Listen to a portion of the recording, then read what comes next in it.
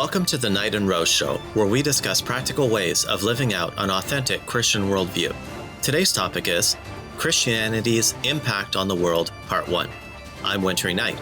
And I'm Desert Rose. Welcome, Rose. So we're going to begin a three-part series in which we'll be discussing how Christianity has impacted the world. Today, we will look at the cultural changes that Christianity introduced in three specific areas: sanctity of life, healthcare, and the status of women. Let's start with sanctity of life. What was the Greco-Roman view of the value of human life before Christianity? Well, Romans had a very low view of human life. I'll read a quote from Richard Frothingham, who wrote The Rise of the Republic of the United States. He says, quote, "The individual was regarded as of value only if he was a part of the political fabric and able to contribute to its uses, as though it were the end of his being to aggrandize the state." So that really describes the view of life in the Roman Empire prior to the rise of Christianity. And I actually still see this today quite a bit. I've mentioned before that I've traveled to a lot of different countries, mostly developing world nations that have not been heavily influenced by Christianity. And it seems really common to see things in those types of places where that exemplify the low value of human life. So, for example, people will get hit by cars and they'll just be left to die. No one will stop. No ambulance will come. Nobody calls 911 or its equivalent. Children will drown in a public place and no one seems to even notice or care. Former leaders are killed when new leaders come into power. These are the types of behaviors that were common before Christianity and still are common where Christianity has not taken root. Yeah, they're actually common even in our blue states where Christianity is most in decline. Yeah, that's true. Yeah, it's not just other countries. These things are actually happening in blue states like New York, California, and Oregon. I follow a guy named Andy No, which is spelled NGO, on Twitter, and he tweets out a lot of these videos of crimes happening in states like New York, California, and Oregon. And one of them that he shared just recently was a video from a jewelry store where the owner was beaten up and had a bloody face and a big head wound during a robbery. But the one that shocked, I think, a lot of people was his video of a convenience store worker being robbed and then being forced to kneel down and being executed when it was completely unnecessary for the robbery that he, be executed. And he was on his knees and shot in the back of the head. Wow. So these things are happening a lot. Yeah. And I think people assume that we're always going to have good Samaritans who want to stop these things. But the worldview that emerges from this kind of Greco-Roman utilitarianism and the secular left pluralism is that objective morality isn't real. And so people have this fear of imposing their morality on a situation. Yeah, you're right. I mean, as I think about it, as you say that, there have been so many instances lately in which people have been committing more and more violent crimes against unarmed people, and bystanders are just seen doing nothing, recording with their phones or just continuing to walk by. Protecting others is not free. And the secular left worldview that's dominant today really doesn't rationally ground it. It grounds, doing what makes you feel good, doing what makes other people like you. And so we're going to see, I think, as Christianity continues to decline in this country, we're going to see more and more of that kind of senseless violence, unfortunately. So what does the Bible say about human life? Well, according to Genesis 1:27, all humans are made in the image of God. So all of us, every one of us has dignity and value and worth. Because of that, we are the crowning jewel, so to speak, of God's creation. And Psalm 8:5 talks about how all humans are crowned with glory and honor. And in fact, God cared so much about humans that the Son left glory and perfect fellowship with the Father and Spirit to come to earth as a man. And he endured the Father's wrath so that people could be reconciled to God. The Christian view also, of course, says that murder is wrong. We see that in Exodus 20, verse 13, in the Ten Commandments. According to Christianity and the Bible, human life is to be honored and it's to be protected regardless of a person's productivity or quality. It's very much in contrast to that quote I read a minute ago Yeah. about how people only matter insofar as they advance the goals of the state. And children were valuable to God, and they are valuable to God. And Jesus showed that in Matthew 19:14, for example, when he, in his famous statement, "Let the little children come to me and do not hinder them," when the disciples were kind of trying to push them away. Yeah, I think it's important for people to not just look at what the Bible teaches and look at the words, but try to reflect on it. What view of human beings is being taught here? And then how would that impact how we treat other human beings who are designed for this eternal relationship with God, which is valuable, and they have access to that relationship, whether they can be productive, in the state or do the state's bidding. Mm-hmm. So I once wrote a blog post about a second century Christian book called the Didache, which is it's spelled Didache. And in chapter 2 of that book, it says, "You shall not murder a child by abortion." So was this a big change from the Greco-Roman view at the time? Yeah, so the view that Christians held was very different from what the Greeks and Romans had believed and practiced. In Roman times, sexual immorality was rampant. Chastity was all but non-existent. Married women frequently had affairs. They would become pregnant and then have abortions to hide the evidence of their affairs. Abortion, therefore, was very common among the Romans and the Greeks, although it wasn't actually common among Jews because they did hold to the sanctity of life, even in the womb, of course. And when Christianity came about, Christians denounced abortion as murder. They opposed it. They condemned it. And they even institutionalized anti-abortion laws in the West, which held until essentially the Christian worldview began to be abandoned. Right. So today we see Christians taking this issue of sanctity of life very seriously by operating crisis pregnancy centers and adoption agencies, always trying to get the selfish adults to be more careful about their decisions with sex in order to benefit the unborn children and even the born children who are very weak and vulnerable at that stage in their life. On the other hand, you see secular leftists operating clinics that will kill unborn children. I saw some stories a while back of videos taken of all of these actors in the abortion business who were profiting by getting money for selling the body parts of unborn babies. And that's just something that no Christian would do. Yeah. So it's really strange because I know atheists, we talked about this in a previous show about quick answers to common atheist questions. And even that show we did on morality, where we talked about slavery, and atheists are always saying, "Oh, the Bible, supports slavery," and this is just a kind of a dumb view. But just to point out again, if atheists politically are voting for abortion through all 9 months of pregnancy and even infanticide, and then they're and voting to not punish people for selling the body parts of aborted babies, slavery is less bad than that.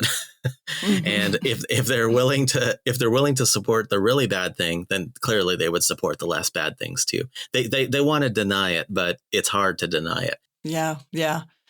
And similarly, in the Roman Empire, infanticide was also widespread. So few families had more than one girl because while having boys was considered an honor to the parents, having girls was considered a real inconvenience.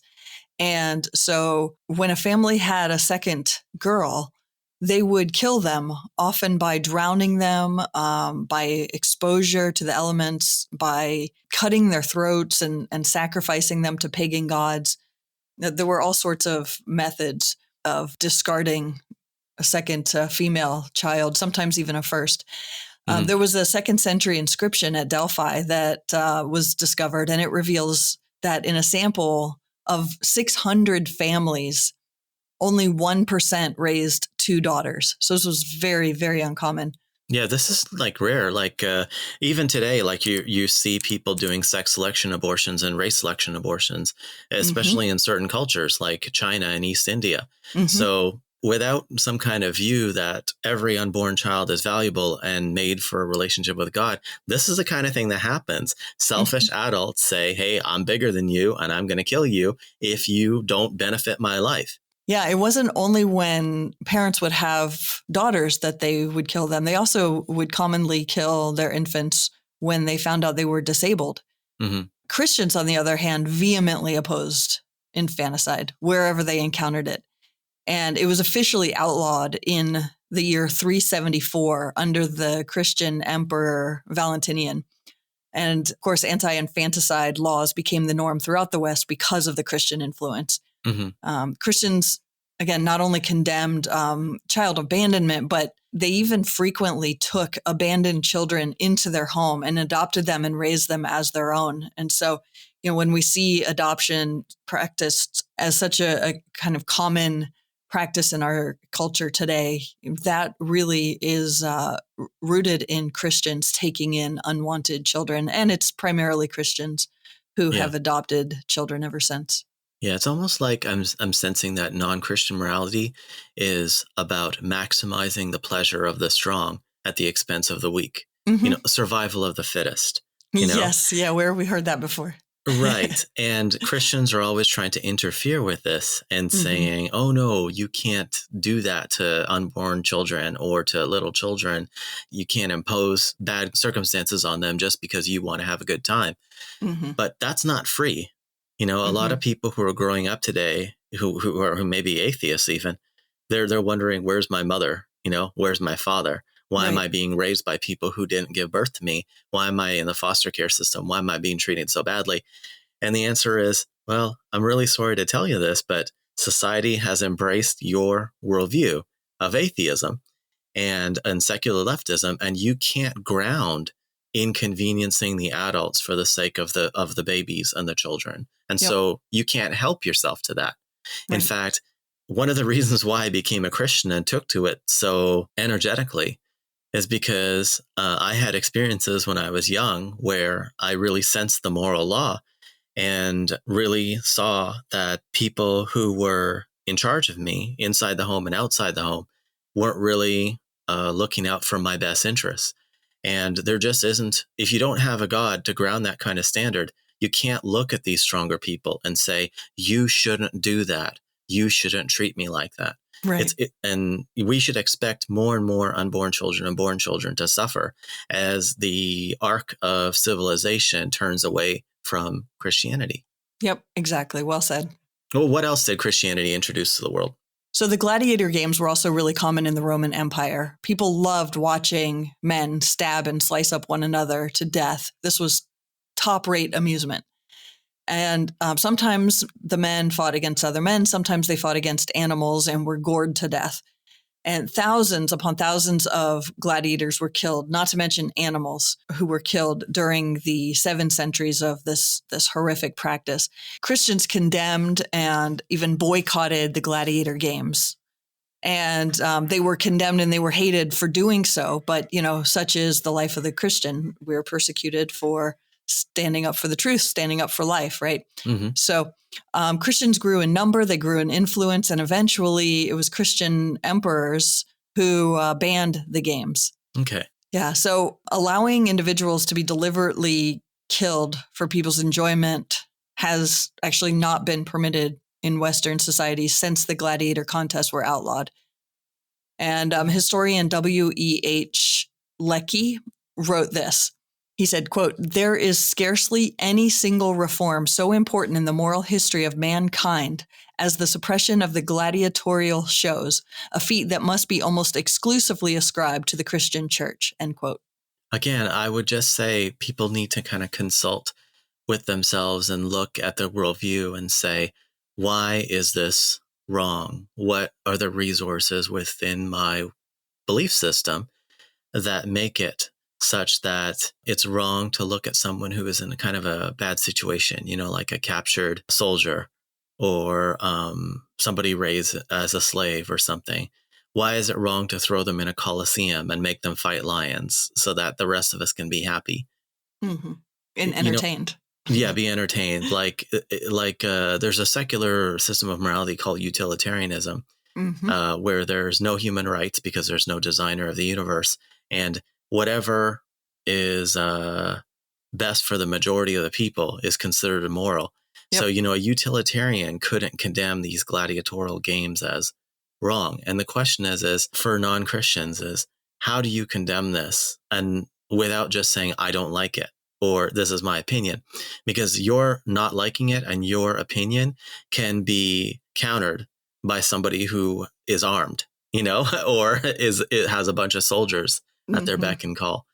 So I think it's important for people to look at this and say, we don't want this to happen. And what kind of worldview should we promote in the culture so that this doesn't happen? So how else did Christianity impact the world for good? Well, there are a few other issues related to the sanctity of life. For one thing, Christian emperors outlawed the branding of human faces. Criminals and slaves used to be branded on their faces to recognize them as such. Christian emperors also outlawed crucifixion, which of course was the cruelest form of human execution. And the spread of Christianity beyond the Roman Empire also resulted in changes. For example, human sacrifices were commonly practiced in the Americas. The Aztecs would lay people on a sacrificial block and cut open their chest, and then they would tear out the heart while the person was still alive. They would string up the victim's head on a skull rack as trophies. So they'd have a bunch of skulls on this rack. Ew. And from all the people they had sacrificed. And they would pass out people's body parts as prizes, the body parts were then made into a stew and eaten. So then the Mayans, they also ripped open people's chests and tore out the beating heart while the person was still alive. They would also cut holes in people's tongues and draw a rope festooned with thorns through the wound to collect blood. And they also ate captured soldiers. They had the sauce made of peppers and tomatoes that they would eat humans with. Really, really just disgusting and horrific. So these types of practices were very common in the Americas, like I said. And when Christians came over and began to have a greater influence, these types of things were stopped. Right. And it's not hard to sort of see the difference that Christianity makes today, even, because you can find societies where there is no trace of Christianity, where owning a Bible is punished by death. You just have to look at a country like North Korea. So there, this law against owning a Bible, punishable by death. And remember what you were saying at the very beginning about that view of life, where the utility of the life for the state is what made you have a right to life. Yeah. Well, people living in North Korea who don't cooperate with the government can just be killed or thrown into forced labor camps. It's amazing how all these communist countries like the Soviet Union and Mao's China and North Korea have these concentration camps where they throw people who dissent from the goals of the state. Yeah, exactly. I mean, it was atheist regimes that killed 100 million people in the 21st century alone. This is not unusual. Yeah, again, if your worldview is survival of the fittest and you have an accidental universe, then you don't get to have interactions with people where you say, I have a human right. Or, the moral law says you shouldn't do that. Those things are gone, unless the people are on camera or something, or they have, whatever, some sort of system that is going to cause them to go against their own self-interest. You're out of luck. Right, exactly. Yeah, let's move on to another area. So what did the Greeks and Romans think about healthcare? Well, before Christianity, hospitals were essentially non-existent. There were a couple of makeshift hospitals for soldiers and gladiators, but this was basically just to sew them up so that they could get back to work, soldiering and gladiatoring. But there were no charitable or institutionalized hospitals. There were no established hospitals for nursing, for ministering to the general populace, anything there was nothing like what we think of hospitals today. The sick and dying were usually kind of just thrown outside to die alone. They were at a minimum isolated and not taken care of because people didn't want to catch anything from them. And the disabled, like I mentioned earlier, were abandoned. Infants left to die of exposure. Adults were left to fend for themselves. So there's a quote from historian Dionysius from around 250 AD. He wrote that the pagans, quote, thrust aside anyone who began to be sick and kept aloof even from their dearest friends, and cast the sufferers out upon the public roads half dead, and left them unburied, and treated them with utter contempt when they died. That was in the Works of Dionysius, Epistle 12.5. You see something like that even today in countries where Christianity is really far in decline. Like I'm thinking about the stories I blog about from the UK with their National Health Service, healthcare system, or from the Netherlands, where they introduce euthanasia, and Canada as well, where people have a assisted dying. Basically what happens is the government is saying, well, you're no longer useful to us because you're costing us a lot of money in healthcare. And we want to spend that money on other people who are still healthy and paying taxes. So we're just going to, let you die and or help you die. So that kind of thing is fought against by Christians because they say, no, life is really precious. You shouldn't treat people as means to an end. But again, when Christianity goes, you can't help yourself to that belief. It's no longer grounded. And there are consequences in the society from letting Christianity disappear. Yep, exactly. Yeah, I've seen that firsthand in the countries that you mentioned. So Christian beliefs are different, of course. The Bible says that all humans have equal dignity and value and worth, that all humans have a redeemable soul. We see in the example of Jesus that he went through Galilee, healing every disease and sickness among the people. And his healing acts were never divorced from his concern for people's souls. So like in Luke 9, verse 10, it says that Jesus sent the 12 disciples out to preach the kingdom of God and to heal the sick. So these were top concerns for Jesus. Most importantly, preach the truth, but also, care for them, heal the sick, treat them as the image bearers that they are. So those are the Christian beliefs. So what was the impact on the world from those beliefs? Well, the sick and disabled and dying were cared for. There was concern for them. They were loved. They were initially cared for by Christians in their own homes.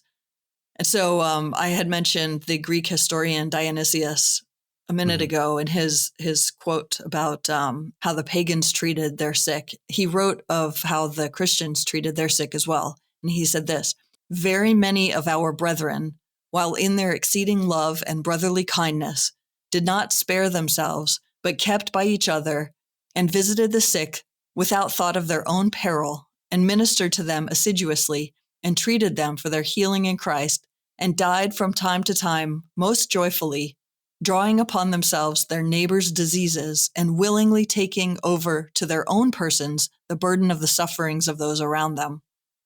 So this is in stark contrast, obviously, to the way the Romans and the Greeks and others treated the sick. And so with the rise of Christianity came the rise of care and concern for the sick, for the disabled, for the dying. Hospitals began to pop up all over the place after Constantine became emperor, and they could do this sort of thing. Yeah, there's something in Christianity about treating other people more importantly than yourself, like treating them as if they were more important than you. And I'm just thinking, like, when you're talking, I'm thinking about all the Christian teachings that apply to this and how these are kind of countercultural, just to try to alert people to the fact that these things, again, are not free. I will say this, though, like, just thinking about some of the famous non-Christians that we know about, like people like Darwin and Margaret Sanger and stuff.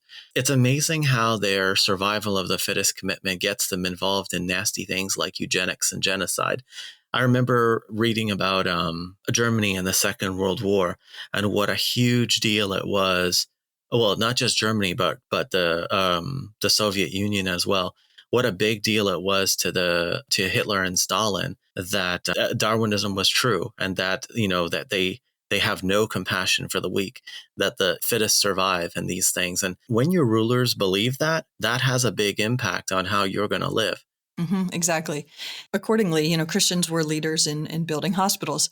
The first hospital was built by St. Basil in Caesarea in Cappadocia in the year 369. The sick were cared for, and also people were trained in how to care for the sick. Christians also created hospitals in other places as well, including inside monasteries. And by the middle of the 6th century, hospitals were securely established throughout most of Christendom in both the East and the West. So these hospitals were the first voluntary charitable institutions that the world had known. Did they keep making them? They've continued making them ever since. So Christian crusaders constructed hospitals in the Middle East. Christian conquistadors built the first hospitals in the New World. And it was predominantly local churches and Christian denominations that built hospitals in America. In fact, just 10, 20 years ago, you could tell that it was Christians who had built them just by their names, St. Jude and Presbyterian Hospital and things like that. Lately, there's been a huge push to get rid of those names and secularize them. I mentioned the first hospitals in the New World. In 1524, Hernando Cortez, the conquistador, founded the hospital called Jesus of Nazareth Hospital in Mexico City. It's actually still operational today. Wow. And Christians also established hospitals for the mentally ill. Alvin Schmidt wrote an excellent book that I highly recommend called How Christianity Changed the World. And you can actually read about all the topics that we're going to discuss in far more detail. But this is a quote from him. He said, "Although the average hospital today is no longer a charity institution, the precedent that the early Christian hospitals set not only alleviated human suffering, but also extended the lives of multitudes of people, whether rich or poor. Moreover, these institutions reflected Christ's love for mankind. Today, this innovative humanitarian contribution, the hospital, is unanimously appreciated throughout the world." Okay, let's move on to another topic. So how did Christianity impact Greco-Roman views of women? Well, before Christianity, Greek and Roman wives were not treated very well. Greek wives, for example, had virtually no freedom. They couldn't leave the house without a male escort who was trusted by their husband. They couldn't eat or interact with male guests who were there even in her own home. Wow. Greek husbands had mistresses for sex. This was just standard common practice, not to mention the little boys that they would have sex with. The average Athenian woman basically had the social status of a slave. Girls didn't go to school at all, and women were forbidden from speaking in public. I mean, just all of these aspects of their lives indicate that they were really not treated well. They did not have freedom, and women today would be horrified at how women were treated prior to Christianity. All that stuff is coming back, though. I think people imagine that they can cut off the Christian roots of the society and then help themselves to, they lived happily ever after. Yes. There's, I've shown you videos about this. I'm not sure if I should be saying this, but about women talking about manifesting, their perfect husband by being very detailed in their journaling. There's this idea that comes, I think, from Disney about how the perfect, husband is somewhere out there. And the reason he's perfect is because the relationship is going to proceed indefinitely, permanently, and exclusively with no, infidelity or abandonment or abuse, because this person is the one that the universe intends for them. So, yeah, and all this manifesting what you want so that you can get it by writing about it and thinking about it and, having positive vibes and all that nonsense, comes from New Age paganism, Oprah. The Secret. Yeah, exactly. And her secret that's not really a secret has all that garbage in it. Yeah. Yeah. The point I want to make about this is that you can't make men that are good for marriage like that. And the universe doesn't care about you to provide you with perfect husbands just because you write about it. Yeah. The universe isn't conscious. The universe isn't conscious. So they kind of invent this, cosmology where they're going to get everything that they want. But how do we make good husbands? Like, we have a Christian worldview that we teach to young men, and then those men have reasons to be chaste. They have reasons to be valuing commitment. They have reasons to be faithful. They have reasons to care about their children. They have reasons to be good at spiritual leading and moral leading. Mm-hmm. It comes out of the worldview. And when you take away the worldview, you can journal as much as you want, and you can have crystals, and you can get, mystical tattoos and everything. This will not manufacture a man who can produce behaviors as if he were a Christian when he's not, in fact, a Christian. Right. So I won't say anything more, but I want to do a whole show on that. But mm-hmm. I just want to point that out. Like, let Christianity decline, and you will not be able to help yourself, women, to the kind of marriage that you imagine can exist apart from the Christian worldview. It does not exist. Yeah, exactly. And we see the perspective that Greeks had in part through the Greek poets who were fond of equating women with evil. So Aristophanes, in his play Lysistrata, Mm-hmm. he has the chorus saying repeatedly, quote, "For women are a shameless set, the vilest of creatures." Wow. Sounds like that show we did on Islam. Yes, about it does. women in Islam. Anyway, carry on. Right, exactly. I've read several times, and I've had the thought on my own even that if you want to learn about how women were treated prior to Christianity, look at Islam today. Mm-hmm. So beginning with childhood, girls had little or no social value at all. They were often left to die, as we talked about before. And Roman women were in a similar situation. They could not testify in court. They were essentially sex slaves for men. Girls were married off as child brides all over the ancient world. We're talking about 11 or 12-year-old girls before puberty, and they were usually given away, sold to much, much older men, talking about 11-year-olds with men in their 50s. And this very low view of women and their rights was standard throughout the world. So yeah, that all sounds like Islam. That gives you a really good picture of the impact that Christianity has had on the world. When you look at Christianity and how women have been treated as a result of Christian beliefs and in Christian marriages versus looking at Islam today. Give us some details about that. Well, so Christians believe that men and women are made in the image of God, like we've talked about many times. Women receive salvation the same way men do. By grace through faith. Galatians 5 talks about that. Jesus treated women with dignity and with kindness. We have an example of that with the Samaritan woman at the well in John 4. Jesus taught women, if you recall, Mary at Jesus' feet, learning from him while Martha was running around trying to get food ready and all of that. And Jesus praised Mary for doing what is good. She, by sitting at his feet like a disciple, like a male student, learning from him. Jesus instructed Martha with important theological truths in John 11, 25 and 26. Jesus also first appeared to women, like we talked about in our first episode, when he rose from the dead, and then he told them to go inform the men. We see that in Matthew chapter 28, starting in verse 10, I believe. And so he basically sent them out as like the first evangelists, told them to go tell the men what they had seen. And all three synoptic gospels record that women followed Jesus throughout his public ministry. That was a highly unusual phenomenon in first century Palestine. But Matthew, Mark, and Luke all record that. In Romans 16, verses 1 and 2, we see that Phoebe was a diakonos, which is the word for deacon. Priscilla and her husband Aquila taught Apollos in Acts 18. And from the surrounding context, it appears that it was a really, really good thing.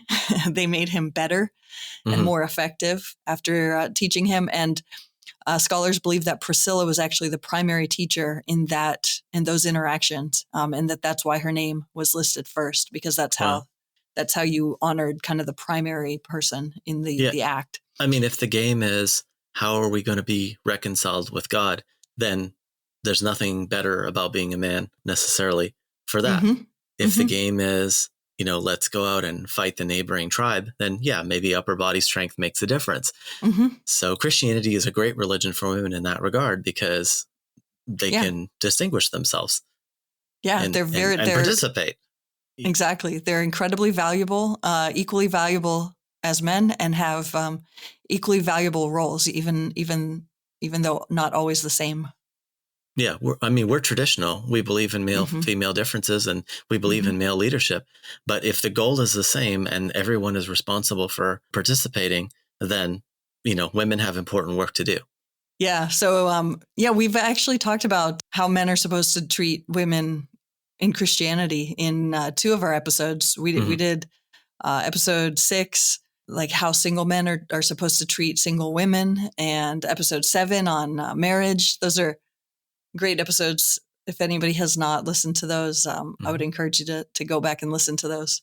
Speaking about marriage, did Christianity have any impact on how people see marriage? Absolutely, yeah. So Christians allowed their daughters freedom in who they would marry. They did not sell their 11-year-olds, their 10-year-olds or 12-year-olds into marriage to older men. They delayed marriage into the late teens and early 20s. Polygamy was outlawed. Mistresses were deemed completely unacceptable. That is adultery. It's not okay. And we see this elevating of women immediately in marriage and throughout areas, regions, cultures where Christianity has really had a big impact. Have you ever heard about this Hindu practice I think it's called sati? Yeah, that's the East Indian practice of burning widows alive on the funeral pyres of their husbands.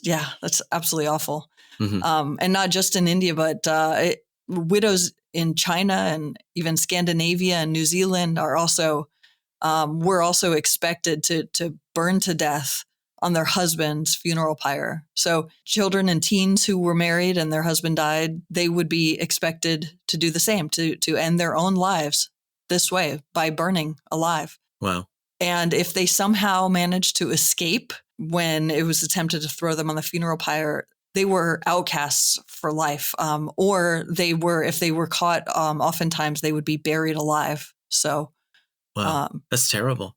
It's absolutely horrific. What does the Bible say about how we should treat widows? It's very, very different, of course. In Christianity, widows are honored. They're not burned alive. They're not expected to die or be killed as soon as their husbands die. So Christians vehemently oppose this practice and replaced shame and poverty and death of widows with honoring and caring for widows. James 1:27 says, "Religion that God our Father accepts as pure and faultless is this, to look after widows in their distress." Wow. Yeah. It's just it's the opposite. It's the exact opposite. Yeah. And British Governor General William Bentinck outlawed sati in India in 1829, and it's still illegal today. Hindus have at times sought to revive this tradition, and sometimes they've even forced it upon widows despite the law. But it is outlawed because of this British Christian man who said this is absolutely unacceptable. Yeah. So whenever people are talking about sati, I think I'm pronouncing it right, but it's actually spelled S-A-T-I. So I have to read this quote from a British general and the colonial governor of India, whose name is Charles Napier. So he was having a disagreement with some Hindu priests about the legality of sati, and he told them this: "This burning of widows is your custom, so prepare the funeral pyre. But my nation also has a custom. When men burn women alive, we hang them." Oh my goodness, that's awesome. You see that so rarely, unless it's like Matt Walsh. You see that kind of boldness about challenging, moral evil. It's just sad that Christians have kind of capitulated to the wanting to feel good and the wanting to be liked. So now we're just like, oh, secular leftists, what do you like? And what can we agree with you about? Yes. And how can we be really, really nice to you and make you think that we're really, really, really nice and not challenge your evil? Once upon a time, Christians believed that Christianity was not only true, but that it was good for other people. And that's how I accepted it when I was a kid. I was like, oh, this is good for me. Today we've kind of lost that confidence. Yeah. And they truly believed that what is opposed to the truth and opposed to, therefore, Christianity is dangerous for people. And so people need to be protected from evil.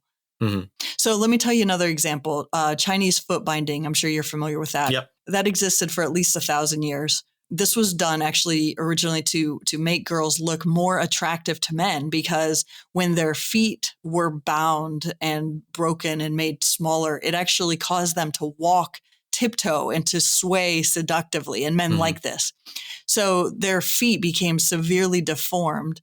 Sometimes their toes fell off. Sometimes gangrene led to amputation, even death. And it was Christian missionaries who led the crusade to abolish foot binding until it finally became illegal in 1912. Wow, not too far away. Yeah, exactly. And then, of course, there's female genital mutilation, which is still practiced in much of the Muslim world. Yeah. But just horrific practice as well is challenged wherever committed Christians encounter it. It is Christianity that has really reduced the incidence of FGM throughout the world. I think the common denominator here is Christians believe that every human being is made for a relationship with God, and the way we treat other human beings is to respect their purpose. So we don't do anything to them that takes them away from being reconciled with God. And binding someone's feet or burning them on a funeral pyre or these other kinds of behaviors, they're just not appropriate for the goal that God has for his creatures. All right, let's get some book recommendations and then we'll end the episode. Okay, well, I mentioned this resource, this first one earlier, but How Christianity Changed the World by Alvin Schmidt is excellent. A newer book is called Dominion by Tom Holland. That's a great one on this topic as well. Rodney Stark, he actually recently passed away, but he's one of my favorite sociologists. He wrote The Triumph of Christianity that has a lot of information about how Christianity changed the world for better as well. J. Warner Wallace has written a book called Person of Interest. It actually has a DVD lessons that go along with it. And Vishal Mangalwadi wrote a book called The Book That Made Your World. So all of these talk not only about the topics that we address today, sanctity of life and women and such, but also the topics that we're going to discuss over the next couple of episodes as well. Yeah, that's fantastic. I'm looking forward to it. Okay, listeners, if you enjoyed the episode, please consider helping us out by sharing this podcast with your friends, writing us a 5-star review on Apple or Spotify, and subscribing and commenting on YouTube. Hit the like button wherever you listen to this podcast. We appreciate you taking the time to listen, and we'll see you again in the next one.